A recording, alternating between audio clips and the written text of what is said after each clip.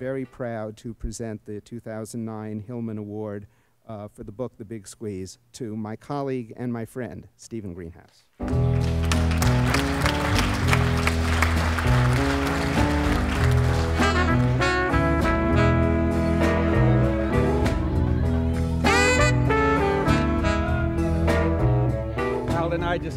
Harold and I just gave each other a hug, and we both said boy chick to each other.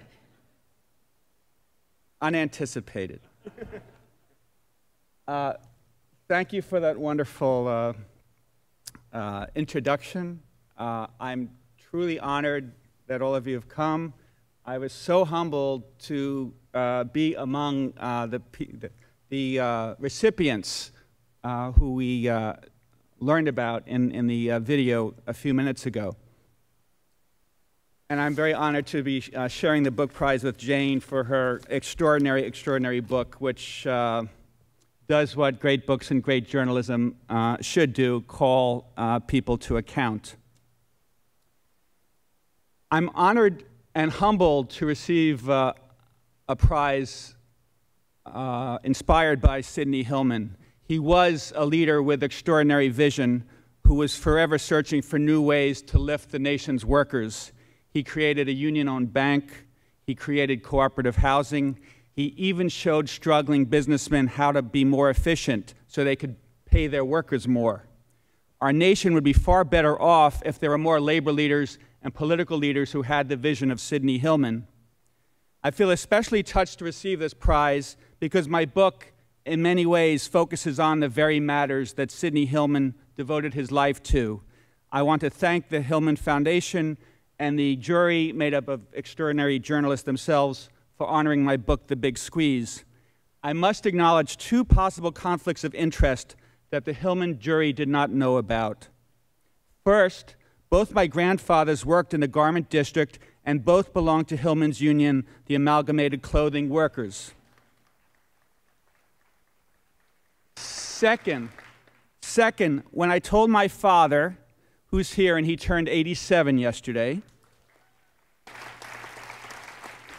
second, when I told my father that I had won the Hillman Book Prize, he told me something I hadn't known. After leaving the Army in 1945, he took a job working for Hillman at the CIO's Political Action Committee. My father also told me he attended Sidney Hillman's funeral, which was held in Carnegie Hall 63 years ago. There are dozens of people I'd like to thank, but I have time to mention just a few. I want to thank my wife, my children, my brother, and my mother and father for the huge behind-the-scenes support. I want to thank Arthur Sulzberger, Jr., for his dedication to running the world's best newspaper and for making it possible for hundreds of reporters and colleagues to devote their lives to digging out the news and telling what's happening in the world. I want to thank the editors of the Times, especially Bill Keller, Jill Abramson, Joe Sexton, Suzanne Daly, and Larry Ingrassia, for supporting my work and the labor beat, and for continuing to have a labor and workplace beat when so many other newspapers have dropped the beat, even though with this horrible recession, we should be writing more about workers than perhaps ever before.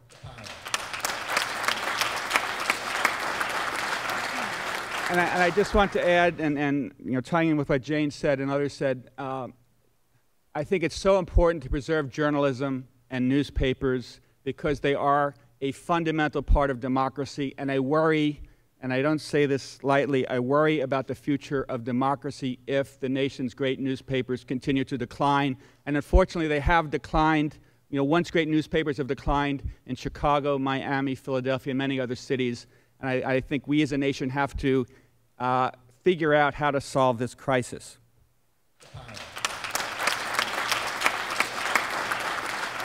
I want to thank a few other people. Forgive me if this sounds like the Emmys or the Oscars. I want to thank Knopf and Anchor Books for publishing my book, and especially my editor, Jonathan Siegel, who provided me with invaluable guidance. I'd like to thank my agent, Vicki Bijur, and the Schumann Center for Media and Democracy for a research grant to research my book.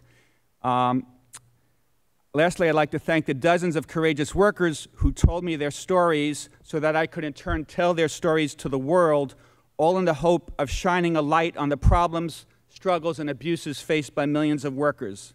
The Big Squeeze tells the stories of the type of people that Sidney Hillman devoted his life to: hotel housekeepers, slaughterhouse workers, nursing home aides, factory workers whose jobs went overseas. I write of workers who juggle 2 full-time jobs, workers pulled down by a lack of health insurance, workers in their 70s who can't afford to retire because there's so little left in their 401ks. Harold stole my line. I write of Julia Ortiz, a Dominican immigrant who worked 11 hours a day, 6 days a week at a discount store in Brooklyn. For her 66-hour weeks, she received just $210, or about $3.20 an hour.